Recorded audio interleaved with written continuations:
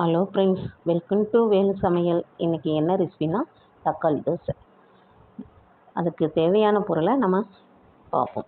1 tumbler புழுங்கரிசி, அதே tumbler அளவில் பச்சரிசி, 1/4 கிலோ தக்காளி நல்ல பழுத்த பழம், வத்தை 5-6 மிளவத்தை, கட்டி காயம் 2 துண்டு, 1 ஸ்பூன் வெந்தயம், 2 ஸ்பூன் உளுந்தம்பருப்பு இந்த ஸ்பூனுக்கு.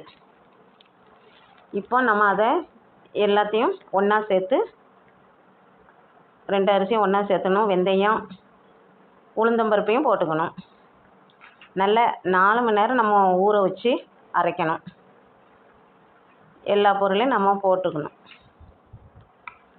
இப்போ நம்ம அதை தண்ணியை ஊற்றி ஊற வைக்கணும். அரைக்கும் போது நல்லா 2-3 ட்ரிப்பு நல்லா களைஞ்சிட்டு நம்ம அரைக்கணும். 4 மணி நேரம் ஊறணும். வத்தலும் அதோடு போட்டால் சீக்கிரம் அரைப்பட்டுரும். அது ஊறட்டும், அதுக்கப்புறமா அரைக்கணும். இப்போ மிளவத்தை முதல்ல போட்டு அரைச்சிட்டு அதுக்கப்புறம் நம்ம அரிசியை போடணும். இப்போ நல்லா மையாக அரைச்சிட்டு உப்பு அதுக்கு தேவையானதை நம்ம போட்டுக்கணும். இப்போ நம்ம அதை வலிச்சிடலாம். இப்போ நம்ம தக்காளி தோசை சுட்டுடலாம். நல்லா 1 ஸ்பூன் ஊற்றி தோசை சுட்டணும். நல்லா 1 ஸ்பூன் எண்ணெய் ஊற்றி நல்லா வேக போடணும். வெந்த பிறகு நம்ம மாற்றி போடணும்.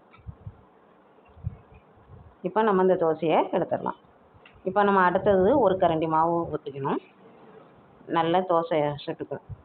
லேசாக நல்லா இழுத்து சுட்டு அதுக்கு மேலே நம்ம பொடியாக அரிஞ்ச வெங்காயத்தையும் மேலே அப்படியே தூற்றிக்கலாம். கூட மல்லி இலையும் நம்ம அதில் போட்டுக்கலாம். அது மேலே நம்ம நல்லா எண்ணெய் ஊற்றி கொஞ்சம் நல்லா முறுமுறுன்னு தோசை நல்லா ருசியாக டேஸ்ட்டாக இருக்கும். மாவு இல்லைன்னா டக்குன்னு நம்ம இதை ஊற வச்சு நம்ம தோசை சுட்டுறலாம் ஒரு நேரம். இப்போ நமக்கு தக்காளி தோசை ரெடி ஆயிடுச்சு.